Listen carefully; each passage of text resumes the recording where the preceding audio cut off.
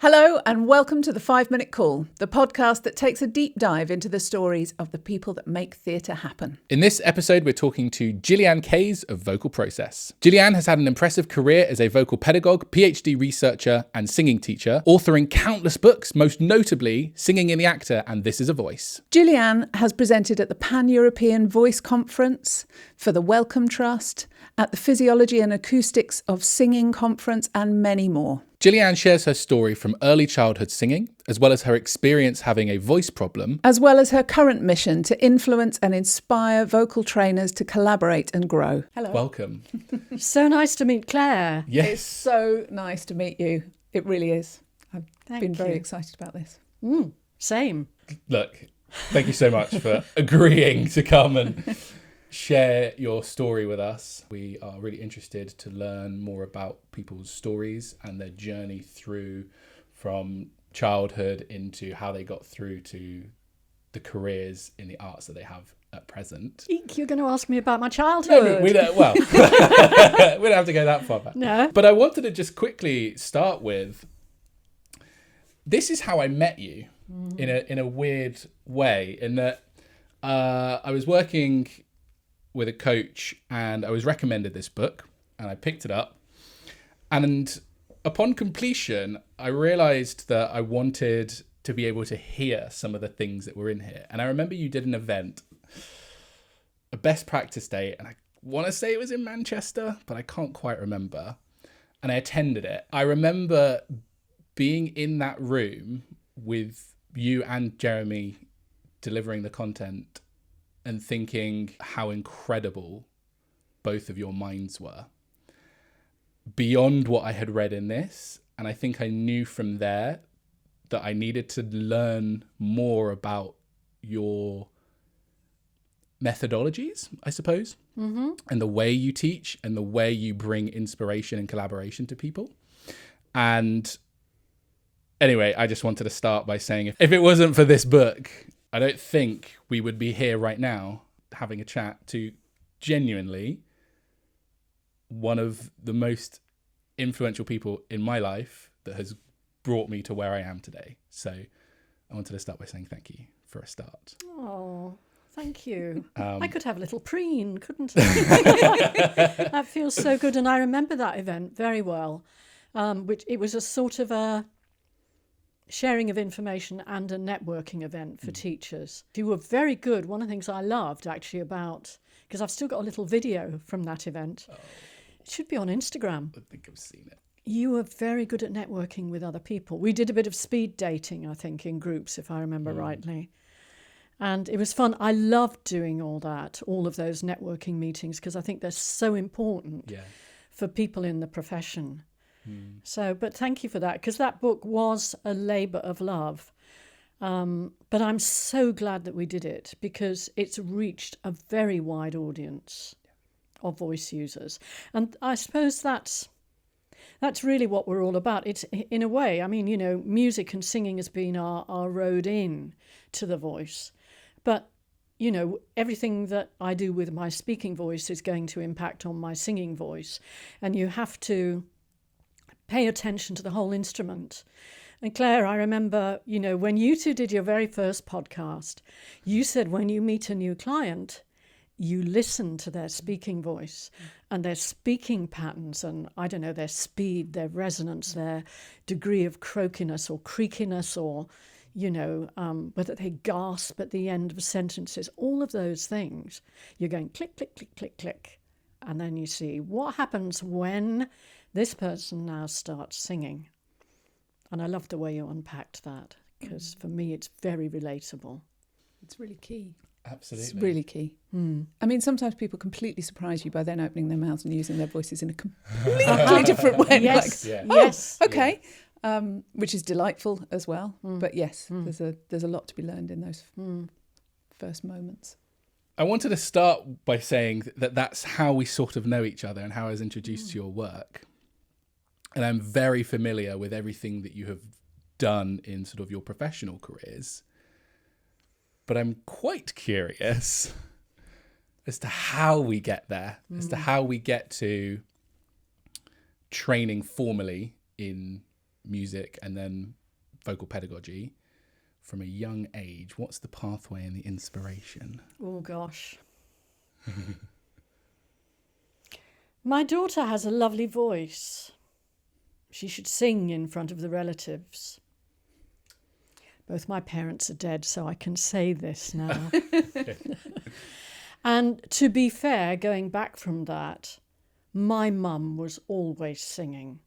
You know, she was singing musicals, the musicals of the day, or the Irving Berlin, you know, the Rodgers and Hammerstein, all of that stuff. And one of my earliest singing memories was doing the duet from Call Me Madam, you know, where Ethel Merman is doing "You Don't Need Analysing." Now, Mum was doing that part in really quite a baritonal, I would say a 40-a-day baritonal voice. And I was doing, "I hear music and there's no one there." So I learned to sing in tune and in harmony very quickly because of that. And my mum was quite aspirational. She'd had a tough background herself because she was brought up in a colonial family. There were issues, and they lost all their money when they came over to the UK so that they could get the medical care they needed for her dad. He then passed away because he caught TB in hospital. So you've got a 14-year-old girl who had been living in a nice upper middle class colonial household where she went to ballet and she played piano and all of those things, and then boom, you know, my maternal grandmother was living in, it was a 2-up, 2-down railwayman's cottage with an outdoor loo. So that's what happened to my mum, and she was a phenomenally determined woman. I mean, I got great admiration for her, as well as my daughter sings well, because she wanted me to have piano lessons, and obviously they'd spotted that I could sing. So I was taken for singing lessons, and very sensibly, because I was 7, the teacher said, "No, you don't really teach singing to children of this age, but you know, she does sing well already, so she'll sing songs," and that was great. So I had to learn piano. Wasn't that keen on learning piano, but I did, and we bought a piano for £2. So I had piano lessons, and, you know, I enjoyed that, went through all the grades and everything. And the singing teacher as well was, I think I would describe her, we used to describe her as a bit of a pot hunter. I don't know if you know what a pot hunter is. They send their students to festivals to get cups. So there were pictures of me in the local press, you know, with a tray full of first. Yeah. So I had all of these, which was problematic when I went to secondary school because I got bullied. But not horrendously, but it was, I don't know, I suppose in a way what I'm saying is there was this big pressure to be a singer. I had this idea that I was going to be a singer.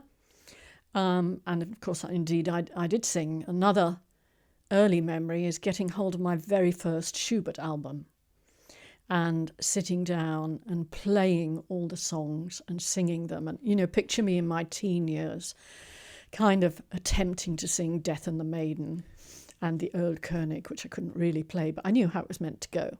So I developed very early on a love of Lieder. And then when I went to secondary school, I had a different teacher who was not a pot hunter at all. She was very keen on musicianship. She let me sing anything that I could and encouraged me. And, you know, I did all my grades.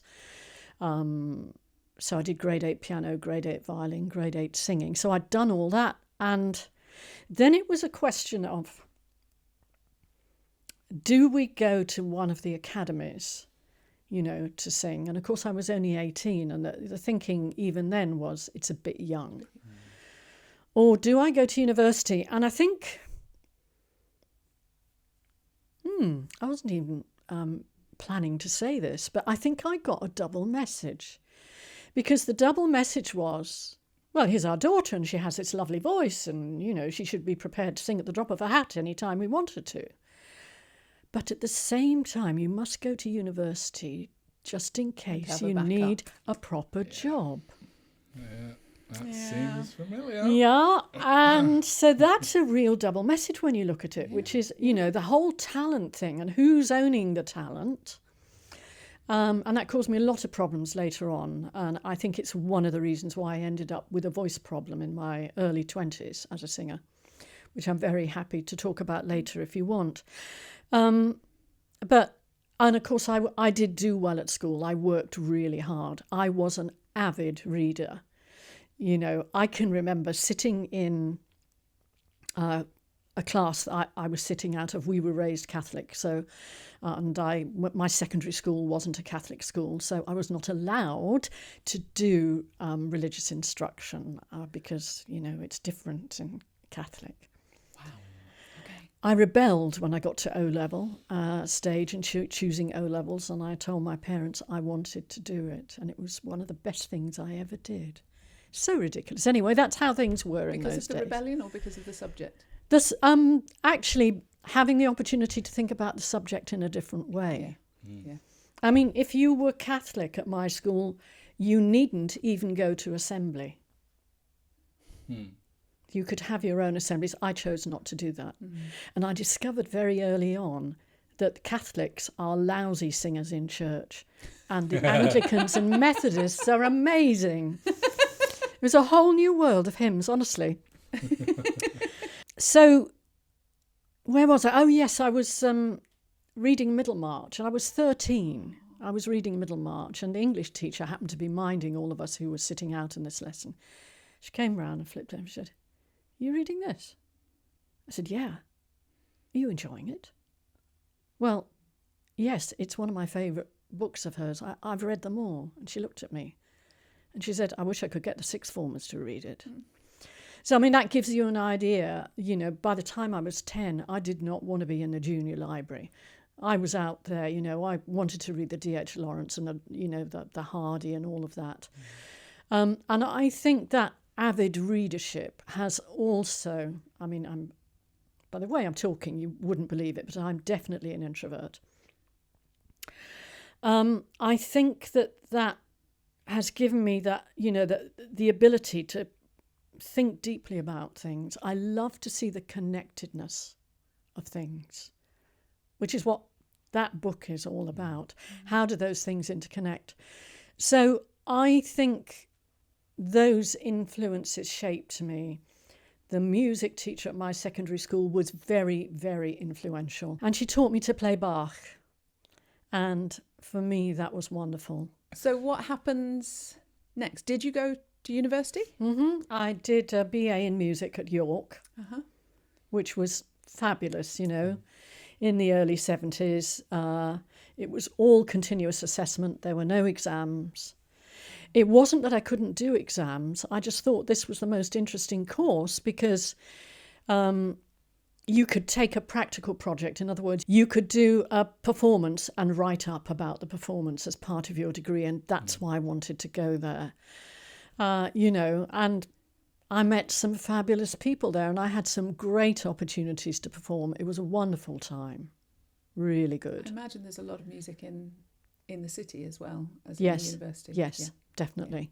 Yeah, I had the same at Norwich. It was like, you know, there was a certain amount happening in the university, but then our lives were filled with the music we made in the city and in Norfolk around it. And beautiful cities too. Yes. Loved my time at York, yeah. What's the next step for you after you finished your degree? There's something that I want to share during university, and it's a tale of the bad singing teacher. Okay. Because I feel very strongly about the impact that we have on an individual when we're teaching them. When I first went to university, I had a teacher called Gerald English who was a tenor, so I used to pop down to London to have lessons with him. And that was fine, that relationship went well. And then I think he told me he'd moved to Australia or something, and so he couldn't teach me anymore. So I took someone who was in-house who said that she wanted to teach me. And I was talented, you know, and I loved singing early music and I was good at it. And I sang very musically, and I know that looking back, you know, 40 years on from having heard some of the tapes. And with her, it was, oh no, you've got to do Aria Antiche. Now, I'd already sung Exultate Jubilate. I was already singing, you know, I didn't have a big operatic voice or anything like that, but I'd sung loads of stuff and I was a good musician. I so did not want to sing Aria Antiche. It was like someone said, but you've got to go back to the beginning. And honestly, when I look back, I was bullied. And that's not good. And I think that was a beginning of I've got to work hard to be good enough. And am I really good enough? So that by the time I left university, that was in there. And I didn't have anyone showing me how to perform. You know, and Claire, I know you talked about this as well with, you know, your training as a classical singer, that I nearly cried actually when you said you looked in the mirror and you didn't see yourself when you were singing. There was this fixed, right. I don't know, you know, right. Yeah. Eyes fixed, yeah. which we now know, of course, actually impacts on the breathing and everything. So I think there was a sense of that. And then at the same time, the feedback I'd get was, you don't smile enough when you perform. Well, no wonder. Not only that, I'm singing Gretchen am Spinnrad. Yeah. Why would I be smiling? Well, of course, at the kiss, maybe I would smile. Yeah. So there was no one there really to show me how the performance side worked. All I knew was that some of the other girls who were a bit more flamboyant and, you know, outgoing, apparently were better than me. And yeah, that was not good. So I carried that away with me from university, even though at that point I still really wanted to be a singer. We could have a whole discussion. What does it mean to be a singer? So I did have a lovely teacher after I'd left university called Ilse Wolf, who was a well-known leader singer, and she taught me how to sing a phrase. And she was lovely in many, many ways. And the stuff that I carried with me, that wasn't her fault, you know. She was a good teacher, and she taught me all the musicianship that I have as a singer. It was really lovely. So part of my journey there was I was, you know, like most people, I couldn't earn money as a singer. I was singing in churches. I was doing not full-on session singing because I wasn't a great sight reader, but I did sing for various choirs and got paid for it and all the rest of it. I did that for about 15 years, actually. And, you know, organised concerts, did a few. And this was all classical, by the way. I had a little ensemble, little early music ensemble, and we did things, and that was fun. And then to earn money, I was teaching. So I was teaching piano and theory and singing at a school. And it's hilarious to think of me teaching piano now, but I did. My first pupils, aside from my very first one at university, were, you know, the gas man and the hairdresser, literally. And this was interesting because she wanted to sing All Shook Up. Whoa, yeah, yeah. There I was playing all the notes properly. And he was singing some kind of quite maudlin country western stuff. And that's what they wanted to sing. And of course, there was me having done a degree in serious classical music. So gradually, I got introduced to other types of music. And where the real turning point was I was invited to go and teach at the East 15 Acting School. And I went in for an interview, and I think you need to think this was early 1980s, and the whole drama school scenario was very different those days. I mean, East 15 was out there, absolutely out there. So I went for this interview and they said, how would you be with small groups, And I said, well, I could take up to, 4 people. I should think that'll be fine. So that was good. So I prepared my first class and, I think I'd done a little arrangement of a Beatles song, She's Leaving Home. And I'd taken my Cole Porter book with me, There were 20 people in my first class. That was coming. 20 people. Yeah. And guess what I'd taken, Claire, in the still of the night? Do You Love Me on an F. Up went 50% of the hands. I can't sing that note. But it's only an F, I said. That actually became a catchphrase. Everybody has an F. So I really had to stop and think, blimey, what am I going to do now?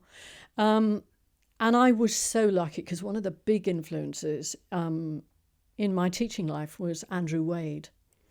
And Andrew Wade, who later went to be head of voice at the RSC, was at that time teaching at the East 15 acting school.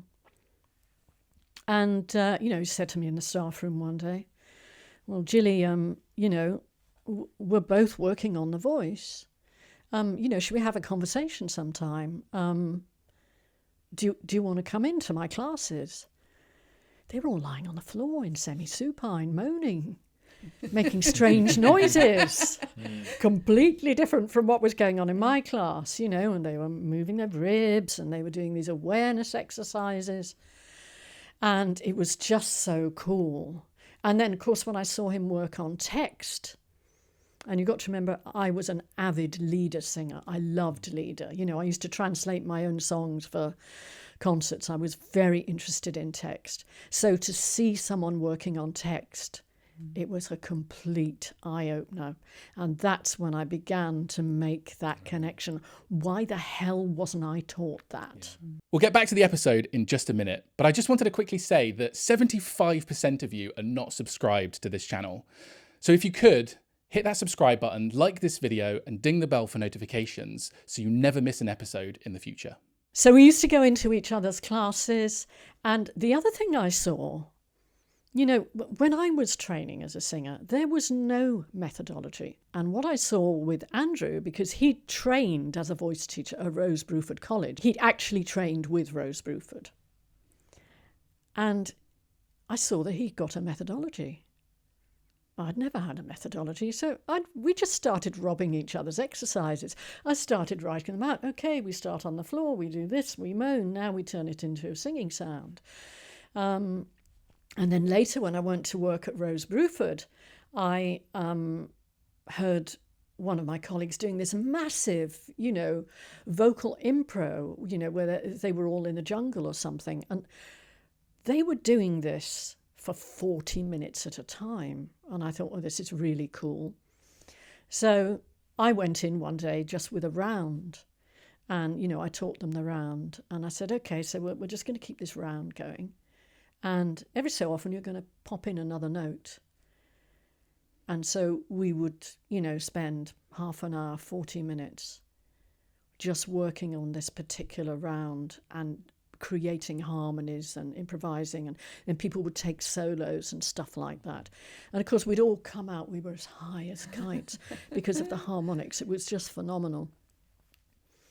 So I did a lot of work like that, a lot of kind of experiential, experimental work during that time, sort of between the, by the end of the 70s and up into the late 80s at both of those colleges, because my other big influence was the late Lynn Darnley, who was my kind of line manager at Rose Bruford. And she and I did a skill swap at one point where she said to me, well, you can sing all right, but actually you're not using your speaking voice very well. And she was absolutely right.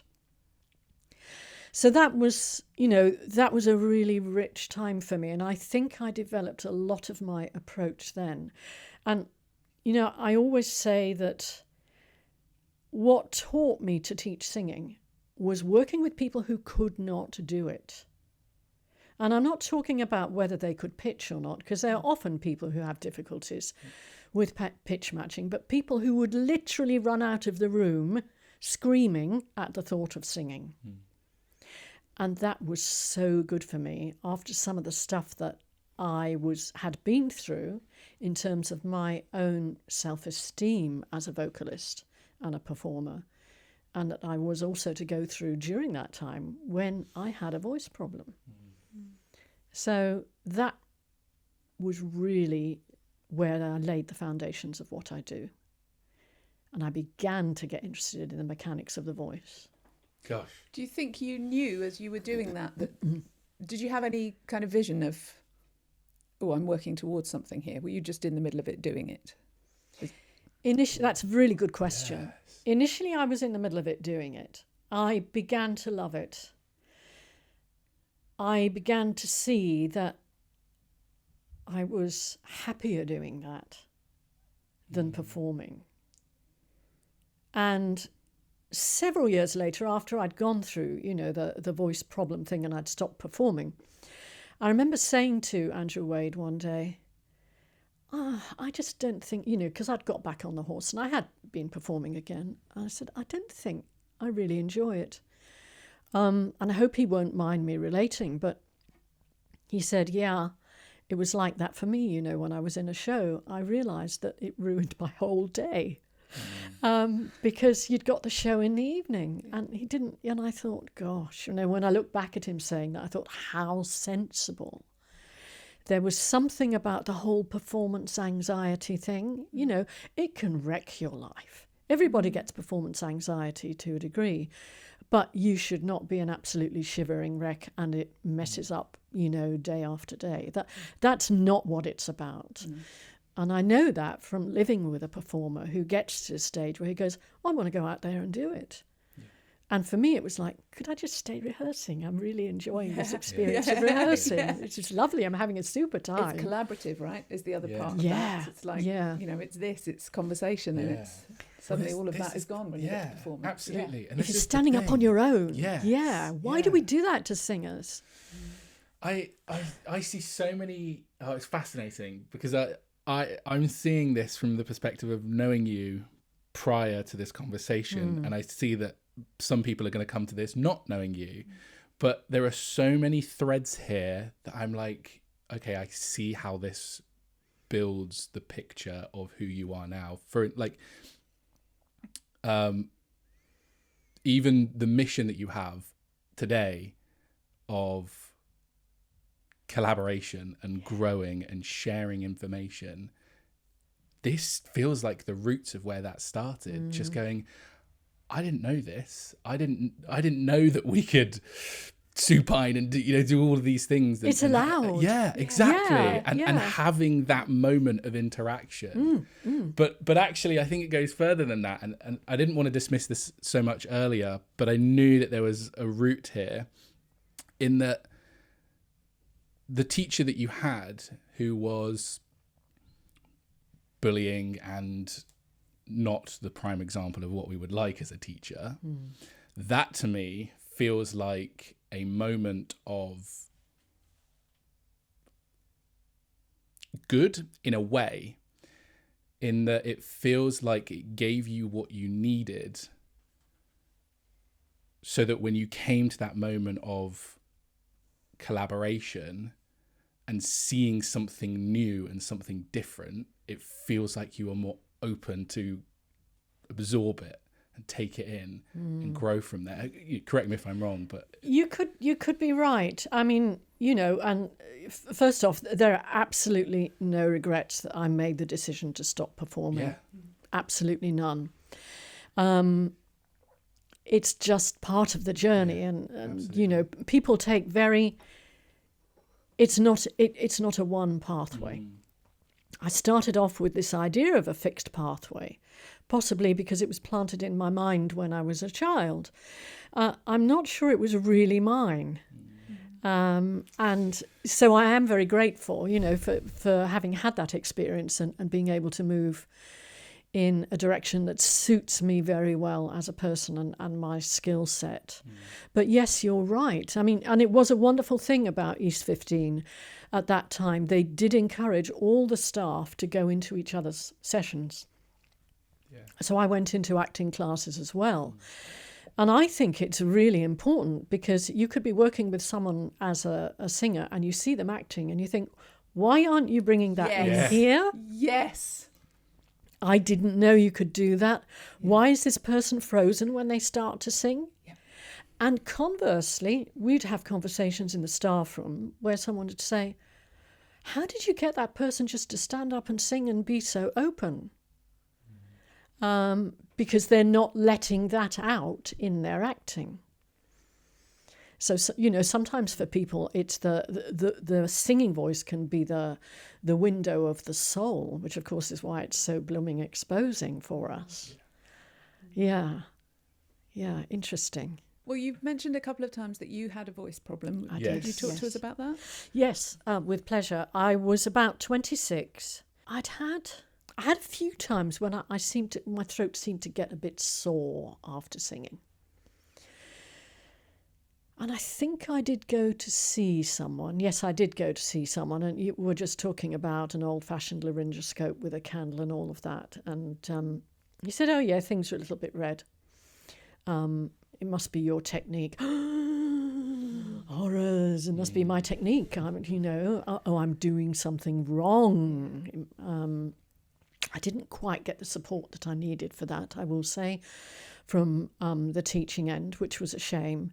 Anyway, I soldiered on, as I do, and I can remember very clearly doing a concert at St Martin in the Fields and opening my mouth to start the first note of, I've forgotten the name of the song, it's the first song in the 7 early songs of Alban Berg. Anyway, Nacht. Can't help you, sorry. Might be Nacht. Anyway, which is a duh. And nothing came out. You know, so I was late, and then I sort of had to kind of push into it. And it wasn't that I hadn't had a voice during rehearsal or anything like that, but suddenly it was like there was a delay in the closing of the vocal folds. And I struggled in that concert, and I was so mortified. And I mentioned it to my teacher, and she said, "Oh, she said you practice too hard or something." It was a little bit. I know I've done lives about this. It was a bit like it's a psychological problem, and well, yes, of course, my f***ing voice isn't working. Yeah. And I'm supposed to be a singer. Wow, can you say that's the first time I think I've ever heard you swear? That is a psychological problem, yes. But what I took away was, oh, it's me. Yeah. I have this. So now it's in my head as well. Oh crap. And then eventually I got to a point where, I soldiered on because that's what I do, and it's what I did then. And then I was doing a concert where I was singing the solos in the Vivaldi Gloria, and I should not have done that concert. I should have told him on the day that I couldn't sing. And in the end, I think I'm sort of my way through one. And then I had to nudge my friend who was singing some of the other solos, and I said, can you do the rest? Well, the conductor wouldn't speak to me afterwards, and I was mortified. And I remember, and I'm saying this really, not because I need to indulge and dwell on it, but because I know I'm not alone. And if it helps anybody else out there, yes. Yeah. Don't do exactly what I did, which was I downed a quarter bottle of whiskey. Don't do that. But I remember going home with my then husband, my ex-husband, and I was so distressed. And when I think about it and I look back and I see the level of shame, I felt such shame that I remember leaving the house to go out and just do ordinary things and feeling worried that people were going to look at me because I'd done this terrible thing. So, I mean, you might go away thinking, well, poor Gillyanne should have had therapy much earlier on. You know, this might really have helped her. But that's the culture, classical music culture then. And I do think people can still, a singer shame is still alive and well. Absolutely. Alive and well. And it is a master emotion. And that was the beginning of the collapse. And I had about 9 months when I would open my mouth and I did not know whether I was going to be able to sing or not. And you would have heard it in my speaking voice as well. But I was so mortified, I didn't go and get checked out, because that would have been just, honestly, I would not allow any of my clients to do that. Because if there was something wrong, it meant that you had not been using your voice well. Yes. Yes. Yeah. So then that would have been even more shame. Yeah. Yeah. I suspect I'd had a hemorrhage. Right. Because knowing what I know now, having worked with other singers, that, the sort of the graveliness, and then sometimes it would be okay, and then it would come back again. I suspect that's, is what had happened. Evidently it had healed, here I am. Yeah. But I think that's what happened. So I had those 9 months when I just did not know what was going to come out of my mouth on a daily basis. And it was devastating. It's absolutely devastating. And you're teaching throughout all of this? Thank God I did. Thank God I did, because it was working with those actors at East 15 that got me through it. And you see, I learned to teach singing without demonstrating. And that was really interesting. I learned to be able to give instructions, to indicate, to really watch and listen to them. So actually, that was a fabulous experience for me to have from that point of view. But that was probably the thing that got me into being interested in the mechanics of the voice. Because somewhere, having been told, that it was a psychological problem or all the rest of it, or I wasn't using my voice right, well, I tried various teachers to find out how to use my voice correctly. None of them could give me the answer, not one. And that's what led me to be so interested, because I did not want anybody to go through what I went through. And that still drives me today. Nobody should have to go through that. It's like a death. It really is like a death. It's just so intrinsic to your being. Yeah. It is anyway to anybody, but then to somebody who has chosen sound making as a career, that it's a double death that way, isn't it? Yes, yes, it Personal is. blow and a professional blow. Yeah, because I can remember thinking, well, what am I going to do? What am I going to do? I joined the BVA. Yes. That was a very, the British Voice Association. That was a good start. And actually, on the subject of it feeling like a death, one of the meetings that I went to very early on, they had a number of different presentations, but one of them was a psychotherapist called Catherine Butler. And she was talking about working with singers and instrumentalists who hit problems. And she talked about singers. And I remember sitting next to one of my colleagues at Rose Bruford College, and we were really enjoying it. And she said, for a singer to lose their voice is like a death. I gulped and had to run out. And my colleague came up to me and she said, are you all right? And I said, somebody understands. That's what it was like for me. So I had a good blub, and that was that was really the beginning, where it's just like, okay, this is normal. Of course it affects you. No one had actually given me the permission to feel that way.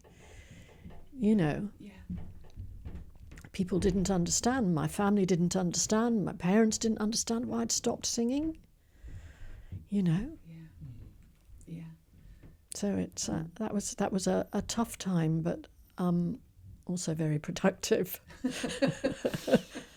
So did that precipitate part of the decision to stop singing, or did you recover from that? I did recover, and I'm glad that I did.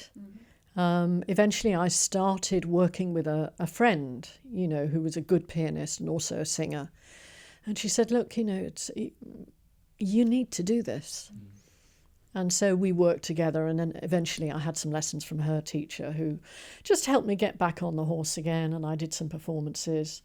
And then, I got to that point, I think I was about 37, and I'd done a concert, and I thought, I don't know if I want to do this anymore. Is that what ultimately drove your move to go back to academia and do your PhD? Or is there something else in the middle that had happened? So as part of that journey of finding out about the mechanics of the voice and the BVA, that's where I, amongst many others, came across Joe Estill, who was probably the person in the early 90s in the UK who was running courses about what she'd discovered and, I'm going to say, sort of derived in terms of function of the voice from her own research. And it was an eye-opener, just no one had ever told me. I was just sort of saying no singing teacher could tell me what I was supposed to do. Yeah. To learn that the vocal folds close when you make a sound, it absolutely blew my mind. Not one of my teachers ever mentioned this. It was like everything must be open. Yeah. I was like, Don't think about this, just work on this. yeah. Yeah. And keep those ribs up.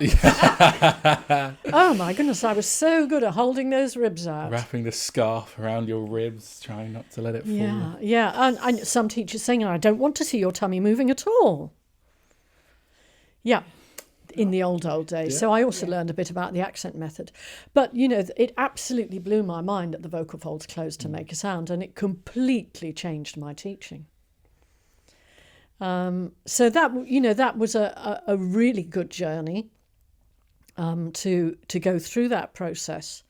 And just to sort of, as a kind of a corollary to that somewhere around 1997, when I'd got my licence as an Estill teacher or provisional licence, whatever was going on in those days, was all a bit confused.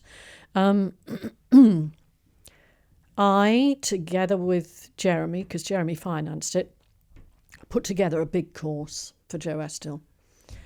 And we had a lot of people coming. We marketed it and paid Joe for coming over.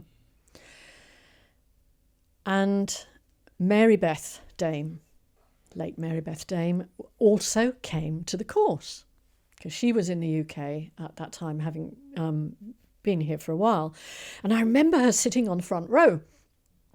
And again, I can say this about Jo because she's passed now too. But she was talking about a certain aspect of the anatomy to do with the torso and using the muscles for support. And, she said, well, you're using this one. And Mary Beth just burst out laughing, not in a mean way, but she said, oh, it's not that muscle at all. And I sat there because we were all at that time, a bit like, this is our guru. And I thought, oh. And Mary Beth said, no, it won't be that one because there's no connection, but it might be this one. And I thought, oh. Here's someone who knows something that we don't. And so I had a long chat with her afterwards, and I asked her if she would start to run courses on vocal anatomy. And she did. And that then began to expand that world with someone who had done very, very deep study of anatomy, who had been into wet labs, who had taught anatomy in dentistry. She had taught at college level. And she was another very big influence. So, there was the Estill path, and then there was the coming out of the Estill path, writing, singing, and the actor. And then getting to a point where one of my colleagues who was teaching at the Royal Conservatoire of Scotland wanted me to go and create the singing module for an MA in vocal. I nearly said vocal pedagogy, but it wasn't. It was an MA in performance. Yeah. So I did that, and I went to teach on the course, and so did Jeremy. And Donna said to me, listen, you know, you need to do your own research. You need to, you know, you've written Singing the Actor, but now you go and do your research. And you can do a PhD, you know, you can do a PhD here.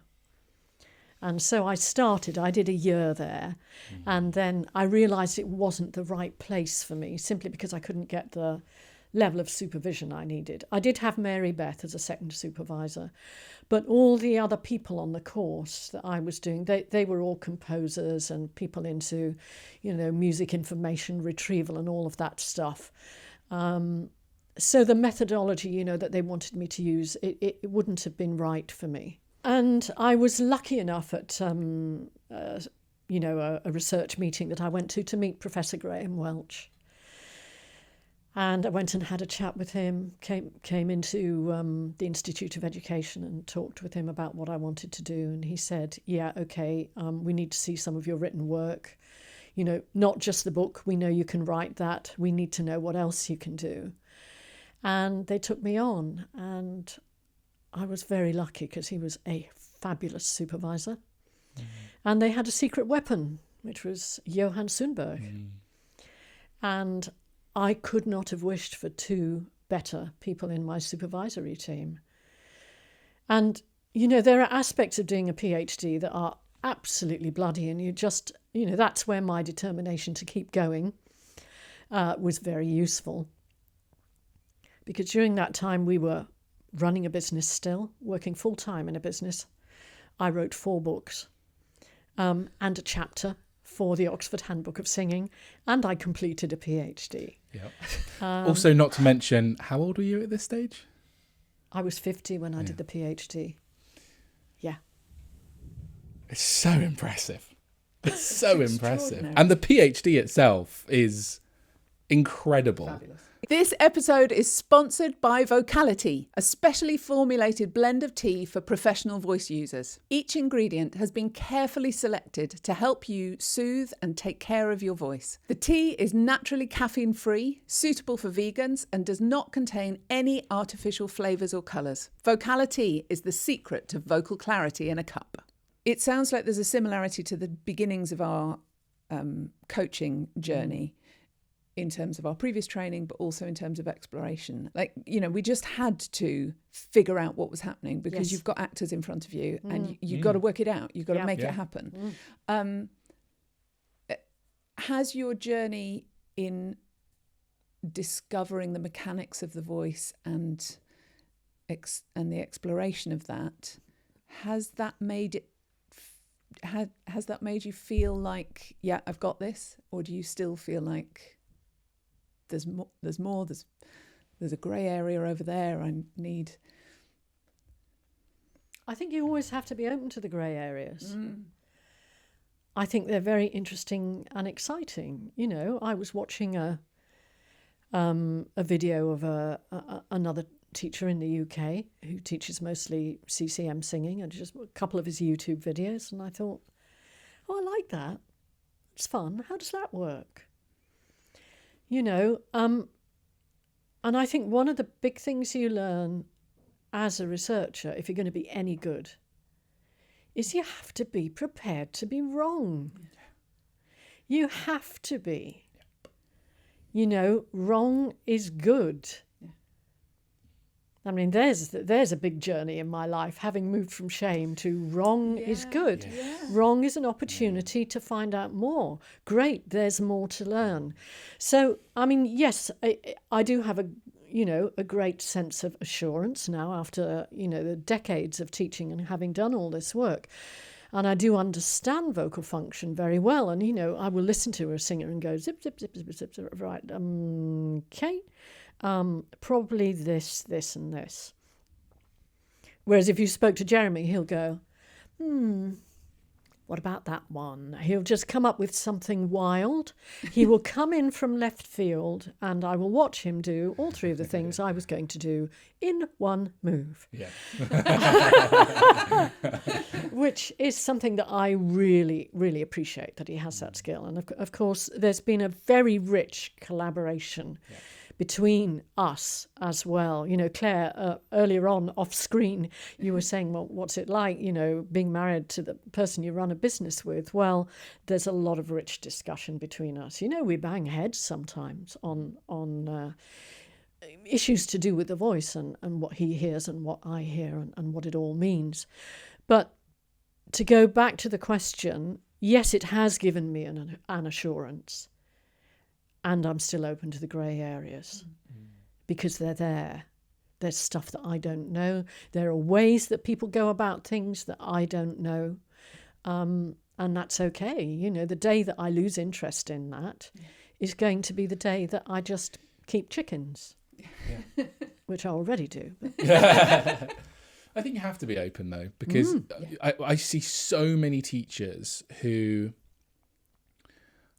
are so closed off to sharing knowledge and sharing information, whether that is because of an insecurity that they have, that they, you know, what they're doing might be absolutely valid and very well thought out, but they think other people might not think that, or whether they genuinely just don't want to share. And I think it creates such a huge problem to not do the very thing that I think all three of us find as our core essence, which is collaboration and sharing.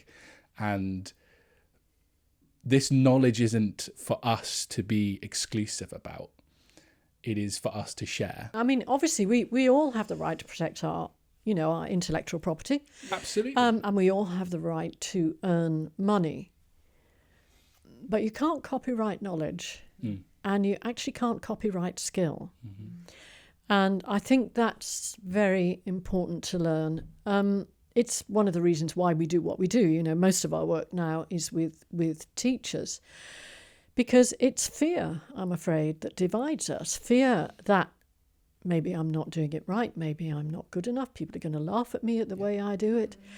You know, we get people in a room together, 20 people in a room together, and we're discussing things to do with the voice, you know, perhaps via one of our courses. And they all have something to contribute. You know, if you're teaching people already and your students are doing well, you are doing something right. Okay, if you're listening to that human in the room and you're working with that voice and they go out happy, you're doing something right. And I think the more that we can all talk together, you know, because of some of the experiences that I've been through, both the positive and the negative, you know, where people won't share with each other. And it's, again, you know, behind a paywall. It's just like, no, you're not allowed to talk about that. I don't think that's right. It was never like that for us, ever. I wondered if you could talk to us a little bit about, you and Jeremy are absolutely fabulous about being able to break down styles and help singers, in This Is a Voice as well, help singers learn some of the stylistic elements and how they can apply. Do you have a feeling about comfort zones rather than comfort range this time? Sort of people who come in, you know, they've spent, you know, my first conversation with somebody is tell me about your singing history. Tell me, what did you listen to when you were a kid? What are the influences there? And because that tells me a lot about how they're going to approach the music. Can people learn to be comfortable in a new genre, do you think? I think that's such a good question. I think there's a very untapped area for research here. Because, first of all, the stuff that you grew up with is very, very familiar, you know. Again, all those Irving Berlin songs my mum sang, and then my early career singing in church. It's like home to me, singing that music. It's just a home. So that has very strong emotional memories. And they're very important because they're lodged, I think, in the amygdala part of the brain or something like that. So we're going to have an attraction and an affinity with that kind of music. That could well impact on how we use our voice. There's also the music. There's also the way you use your voice kind of habitually, and I'm talking about the geographical environment you grew up in and the demographic. Yeah. I think that probably affects how you use your voice. There's no doubt there are some singers who are much more muscular than others. And I would love it if we started to look at voice types in more depth. You know, obviously one of the things that I talked about in my research was that, you know, the soprano, mezzo, alto, those labels are just irrelevant in musical theatre, even though we still use them there, and I kind of wish we wouldn't. And they're certainly not relevant at all in popular music styles. So the question is the singer more muscular? Is the singer kind of more... I like to think of them, what are the weights you have in boxing? You have bantamweight, lightweight, heavyweight. Yeah, of course. Nobody will want to be called a lightweight because of the other meaning of that word. But I wish we would look at that and look at some of the, you know, the hormonal levels and the muscular levels. I think some research has been done on that, but that's a whole area that could be looked at. And that is sort of the long answer to why might someone do better singing stuff where they're very happy to go on stage belting very often and they get that job, but they're not so good at doing the lyric stuff. It doesn't mean I don't think cross-training is a good thing. I think it is, to develop that agility. But there's also the personality, which is, you know, you can imagine that I like to sing reflective, thoughtful songs. Okay, I want depth in the text. I had in my mind singing like heavy rock. Did you not? I mean, it fits. Just like screamo heavy metal. Yeah, right. The closest I get is Only the Good Die Young. Oh, very good. Great. Though. It's a great Very number, though. good. Yeah, but it's, you know, it's not a Kerry Ellis version, let's put it that way. But yeah, I think personality plays a huge part in it. So would it be fair to paraphrase by saying you can learn to wear another genre, but you might never feel like you were at home in it? Do you think? I think yes. And I think for singing teachers, it's great to learn to wear another genre. Yeah. Because you're going to need to if you're going to be able to work with a broad range of students. People, you know, hear people say, oh, you will be able to sing this, this and this. Yeah, but will it be wearing you and not you wearing it?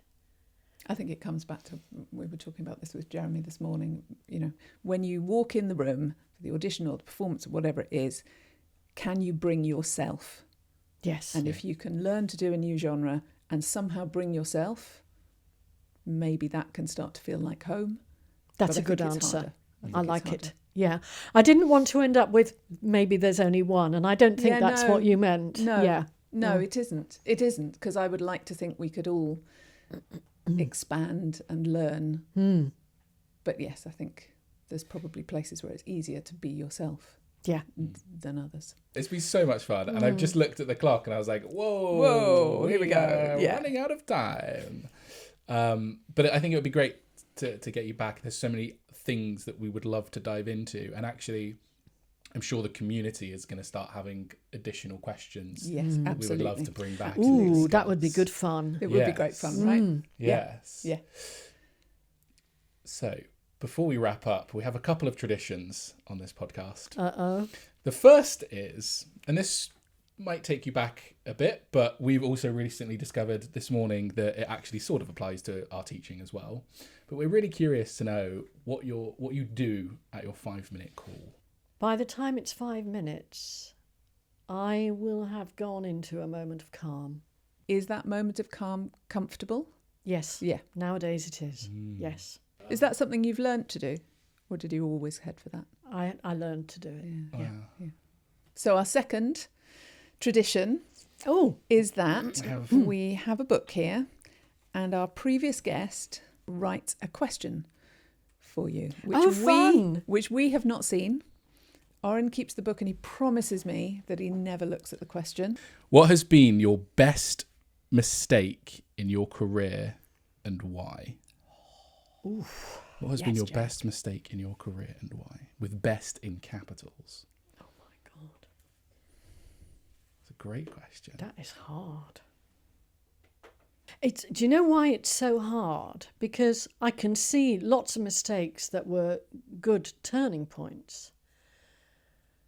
But to find the best and then say it was a mistake. Because I sort of want to say writing, singing and the actor, but I think I shouldn't say that, really. Ooh, but that Why is do you want very to say interesting. it? Well, because there's a lot of stuff in there I can't stand by now. And best mistake because? It made me do a PhD. I think that's a fantastically valid answer. Yeah. My publishers will kill me. Watch how the sales of this book skyrocket. Where's the mistake? No, but I think it's fantastic because, and this comes fundamentally back to what we were saying about learning new things and failing and iterating upon that and developing new ideas. And that is a perfect example of how that came to be. Gillyanne, thank you so much for coming on the podcast. We have loved talking to you. I think so much of what you said will strike so many chords with people. And I it's hope so. fascinating listening to you. so. Thank you so much. It's been Thank fun. you. It's been fun, fascinating, interesting. Oh, I really And- wanted you to come up with another one with beginning with F then. Oh, I okay, thought you were just going It's to been bang it.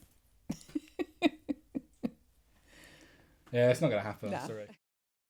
We really hope you enjoyed this episode of the 5-Minute Call. Don't forget to hit that subscribe button, like this video, and ring the bell for notifications. Your support really helps us bring you more amazing stories. If you are or have been affected by any of the topics discussed in today's episode, please see the show notes below for some helpful resources.